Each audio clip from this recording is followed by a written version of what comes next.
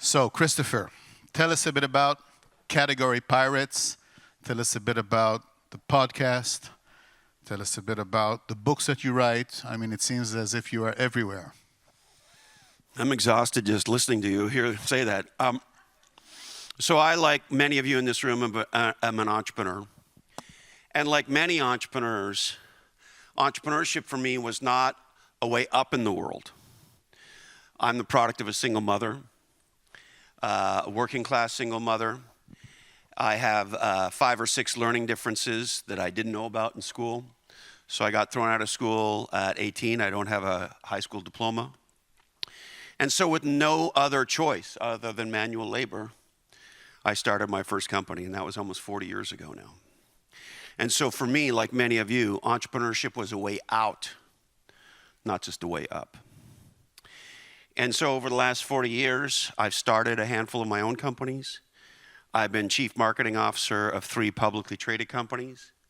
I've invested in more venture funds than I can remember, and I've invested in and advised over 50 startups. I live here in Silicon Valley area in beautiful Santa Cruz, right in the ocean.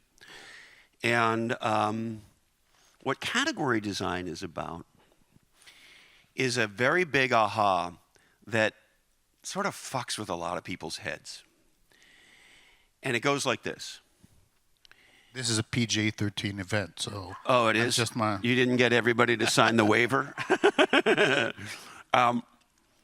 When we say startup, when we say marketing, when we say launch a new product or a new company, the unspoken is louder than the spoken.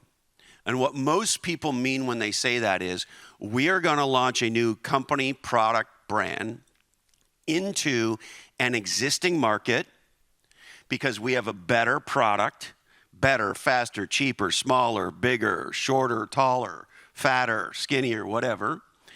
And once the world sees how awesome our new carbidingulator is, they're going to buy from us. That's why what we really need to do is just put a demo on the homepage. If we just have a demo on the homepage, maybe an ROI calculator, we're going to win. Every book we've ever written or ever read about marketing, about startups, is about the same thing. How do we compete for market share in an existing market? Well, we did some analysis for our most recent book, and what we discovered is in the next handful of years, $13 trillion is going to be lost in startup investments globally. Because most companies in AI today, most companies in the startup world are making the number one mistake in business, which is they're attacking an existing market. Legendary entrepreneurs don't compete. They create new products, new companies, and entire new market categories. And so the math is compelling with this. For our first book, we did some primary data science research. And what we discovered, we studied startups over 20 years. And what we looked at was not market share, but market cap. That is to say, what was the total value created by market cap and or valuation for private companies, market cap, of course, for public companies, in that specific market category? That was the first question we asked. And the second question we asked is, what percentage of that number, that is to say valuation and market cap, goes to the category king or queen, the leader in the market? That number is 76%. So in tech, one company in your category is going to take 76% of the total value created. Now, what do we hear in the tech industry? Oh, this is a huge market. There's going to be room for lots of people. We just want our little slice of it. If that was true, you would all be posting about this conference right now on Google+. Yeah, remember Google+? Anybody here have you been lately to the beautiful Microsoft store? That was over $1 billion. They don't exist anymore. And here's an aha for you. In November of 2022, what was the sum total global demand for generative AI? Zero. AI is now the fastest growing category in the history of humanity, and OpenAI is the fastest growing company ever created, period. But before AI, who would you say would be the best example of category design that for you is a model that we should follow? Oh, I love this question. There's so many. I'll give you one of my current favorites. Raise your hand if you've been on an elevator. Okay. Have you ever looked down on the floor in the elevator? You know, somebody comes in and they look a little weird. You don't want to look at them in the eye, so you look on the floor. If you ever look down on the floor in the elevator, there's about an 80% chance that what you're going to see on the edge of the elevator right next to the elevator shaft is a logo with a name on it. Does anybody know what that name is? Otis. Does anybody know who Alicia Otis was? The founder of Otis Elevator. And here's the interesting thing. Pre-Alicia Otis, there are no skyscrapers. There are almost no buildings that are taller than 3 stories. Why? We don't like to carry shit up the stairs. So Alicia creates this incredible new technology. He calls it the safety elevator, because what he really invented was the mechanism to make sure that if the rope breaks, we don't die. Because it turns out like that's important for us to know before we get in the elevator. Okay, so he invents this, and he does what all great entrepreneurs do, which he says, here's my new thing, my new carbon-ingulator, ta-da, the elevator. And everyone goes, great. They pay no attention, nothing happens. He says, well, don't you get it? Look how incredible you get. Oh, no, nobody gets it. And then he realizes what all great category designers realize, which is you have to meet the world where it is and bring them forward into the different future you want to create. Legendary entrepreneurs, my friend Mike Maples from Foundation Capital says, legendary entrepreneurs are visitors from the future telling us how it's going to be. And they pull the present to that future. So what does Alicia do? Nobody gets his thing. And then he has this aha. He realizes he has to frame the problem in a way people can get it so they can see his vision. Because even when he shows the product, nobody gets it. So what does he do? He calls it there's a horizontal railroad that moves people and stuff across land. It's the world's first vertical railroad. It moves people and stuff up and down. And they say, well, why would you want to do that? And then he says, imagine a world where the buildings weren't 3 feet.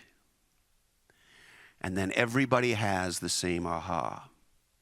He solves a problem that was a massive problem that only he saw.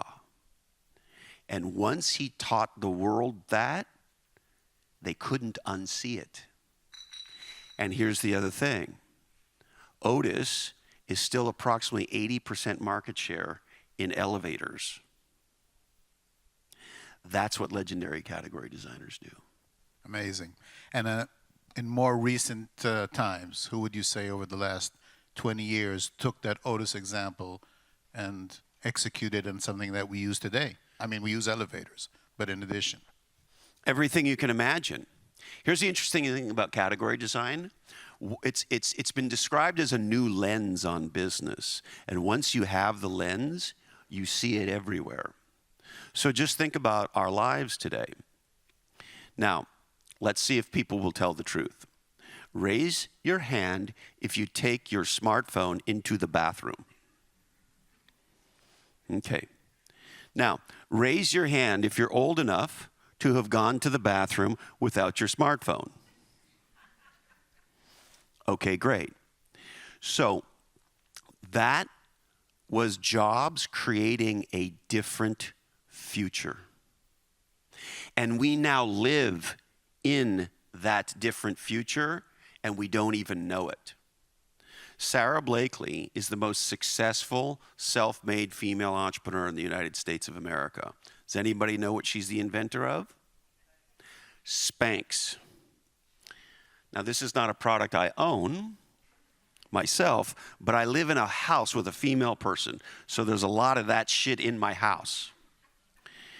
The amazing thing about Sarah Blakely is she demanded that people call it a new invention. And I didn't check this morning, but if you go to her Wikipedia page, it says Sarah Blakely, inventor. Now, why? Hosiery was a category that had existed forever. Panties, bras, and yes, girdles, right? Sarah didn't want a girdle. Girdles were not for new, younger women. They were for old ladies. What did she say? She said she wanted to look great in a pair of white jeans. So what did she do? Spanx is the product and the brand. It's a new technology. She called it an invention, and she said it was a new category. Anybody know what that category is called? Shapewear. And what made Sarah was ensuring that it wasn't pantyhose, that it wasn't control top pantyhose. It wasn't any of that stuff. The packaging was different, where it was placed was different, et cetera, et cetera. Another one of my favorites. We're really good friends with Sean Riley and his co-founders of a company called Dude Wipes. Anybody know Dude Wipes? Curious? Okay. For the ladies in the room, you live with a man, have some men around. Have you noticed that men, we'll go back to the bathroom, are worse in the bathroom than most women? Yeah. So it takes something special to deal with a man in the bathroom. And so Sean and his two middle school buddies were sitting around in their apartment in Chicago, drinking beer, eating burritos, getting drunk, watching football. And they said, literally, hey, we're dudes. We take big dumps, and we like wipes. Why aren't there any wipes for dudes? And unlike most drunken discussions like this amongst men that go frickin' nowhere, they have now, last year, they wiped over 6 billion asses. They're on track to go over $350 million this year, and they're in the top 5 most successful companies ever in the history of Shark Tank. Again, they didn't compete with toilet paper. They created a new category called flushable wipes for dudes. So how do you take this paradigm shift thinking and explain it to the entrepreneurs here, starting on their own way, probably thinking like you described in the beginning, the market is big. How do you change that mindset into category design for a founder who can't see that far? So here's the simple aha. Fall in love with the problem. Fall in love with the problem, not the solution. The problem. I'll give you another one of my favorite examples of all time. Anybody here been to the washroom? I had to take a pee before this session. When you go to the washroom here, I didn't check, but I normally do, and you squeeze the soap, look at the box the soap comes out of, and it will probably say the following on it: Gojo. The company that is the category designer of liquid soap is called Gojo Industries. A husband and wife, over 100 years ago. The wife, Gloria, the husband, Joseph, worked in a factory. And Gloria said, you know what? I don't like washing my hands with this soap, bar soap, because a bunch of dudes who are smelly and gross and hairy use this soap, and I don't want to touch it, never mind wash my hands with it. There must be a different way. Ta-da. liquid soap. They have about 70% market share. Now, in the 90s, they did what most companies never do. They kept obsessing about the problem. And they asked a different question about the problem being cleaning one's hands. And they had this aha, and the aha went like this. How do you wash your hands in the absence of water? Now listen to the question. How do you wash your hands in the absence of water? We teach category designers, listen to the words, because the words create thinking. The folks at Gojo Industries said, does it need to be washing? And they invented one of the products I would most love to own today, Purell. And they created a new category called hand sanitizer. And now, I'm sure it's not the case with anyone here, but I know parents who wipe their children, their babies and shit down with that stuff. And so, if I'm an entrepreneur today, I'm obsessed with the problem. How do we speak about the problem? How do we name, frame, and claim the problem? And then when we go to market, and this is something that requires a lot of unlearning that most people can't do. Market the problem, not your product. She who owns the problem wins. When you market my problem, I think you want to help me. When you market your product, I think you want my money. And so category designers are obsessed with their customer. What's the real problem? And the bigger, the more urgent, the more strategic the problem, the more time, money, and energy people will invest in solving that problem. Fantastic. We're coming towards the end. I'm sure we could go on for hours because there's a lot to learn. But when we started our discussions, Benny, myself, and you, quite some time ago, talking to you about Restart IL, about this whole idea of bringing entrepreneurs from Israel to meet with investors in global financial capitals. We felt your passion to Israel, your passion to Israeli entrepreneurs, and it really overwhelmed us and touched us very deeply. So maybe we can conclude with a bit of what connects you to Israel, maybe a bit of your history with Israel, and why you're so passionate about it. So look, folks, let me just tell you, I love the Jewish people. I've had Jewish friends since I was a little boy. My last head of marketing job was for a company called Mercury Interactive.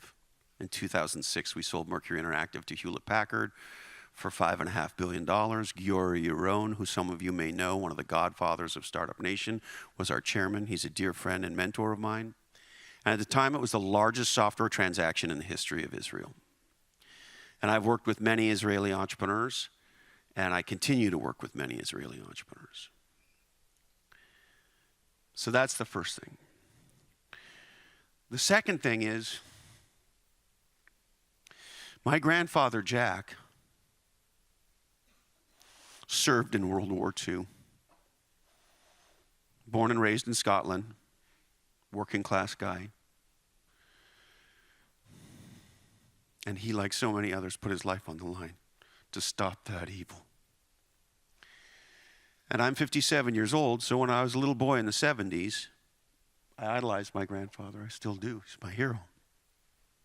And I can remember being 4 or 5 years old saying to him, Grandpa, why did you fight in the war?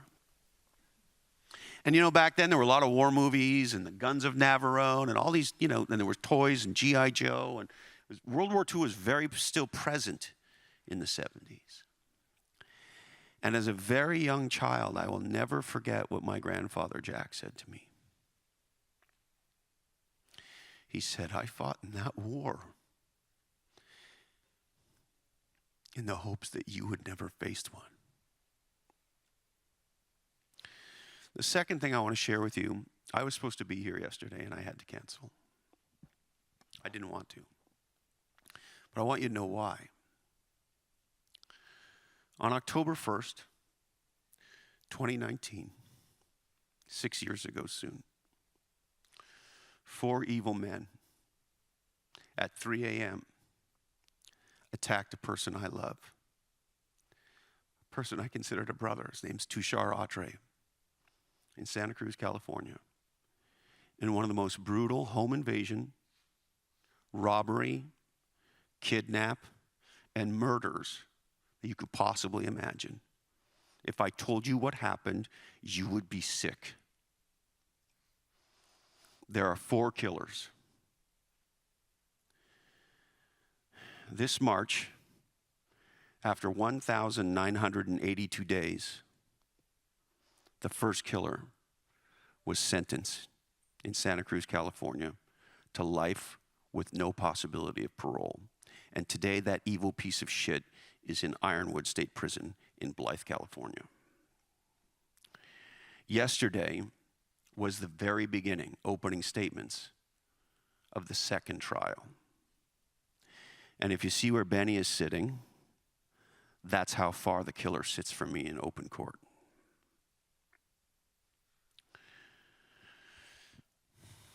So with all that as background, I want you to know October 7th crushed me. I've been to Israel many times. I love the Jewish and Israeli people. And while I don't know what that's like, I do know what it's like to have evil show up 4 blocks from your house and do the most heinous thing you could possibly imagine. I have believed since October 7th that this evil war is an existential threat. I'm mad at how many of my American friends don't get it. How many of my Jewish American friends don't get it. Well, I get it. Because of my grandfather, Jack, and my lost brother, Tushar, and the love I have for the Jewish and Israeli people. In addition, while there are many forces of good in the world, I believe there's no greater force. There are other equal forces that are as great, but there's no greater force than entrepreneurship. Because entrepreneurship, for me and many of you, is a way out. Israel is one of the smallest nations in the world and is number 2 only to the United States in startups. My dear friend Giora Yaron, one of the godfathers of Startup Nation. And when one entrepreneur stands up, not only does she transfer her life, she transforms the life of all of the people around her, her employees, her partners, of course, her customers, her investors. And when you have a success as legendary as a company like Mercury Interactive, we had about 4,000 people when we sold to Hewlett-Packard. We made more millionaires than I can count. And the number of legendary Israelis from Mercury who have gone on to found companies, I can't count. And I work with many of them. My dear friend Ahikam Kaufman is the founder of a company called SafeBooks. And man, what they're doing for the CFO's office with AI is mind-boggling. And so I would posit to you that entrepreneurship is foundational to the success of Israel and the United States. All the jobs, all of them, fucking all of them, are created by entrepreneurs. They're not created by General Electric or Procter & Gamble. All of the new jobs come from entrepreneurs. All of the new tech, yes, there's exceptions. The vast majority of the new tech comes where? From entrepreneurs. Israel is number 2 to the United States with publicly traded startups on both NASDAQ and the New York Stock Exchange. Israel, more than any country in the world, has duly located headquarters, Tel Aviv and Silicon Valley or New York.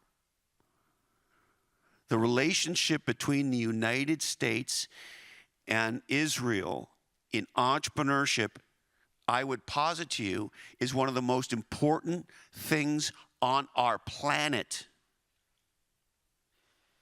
It's how we will continue to protect ourselves and thrive. And as I fight with Hamasholes all the time and say to them, you know, I like to get them, right, on social media. Because very few people have the balls. Oh, and by the way, in case you haven't noticed, I'm not Jewish. I'm very not Jewish. I'm a devout Christian, a no-joke Christian. And from the bottom of my heart, I just want to tell you, there are millions and millions and millions and millions of Christians like me who love our Jewish and Israeli sisters and brothers. And I think, look, I don't know shit about catching bad guys and rescuing people in tunnels. But what we all in this room know about is how to build legendary startups, legendary technology, and the greatest entrepreneurs know how to build legendary categories and markets too. Thank you very, very, very much.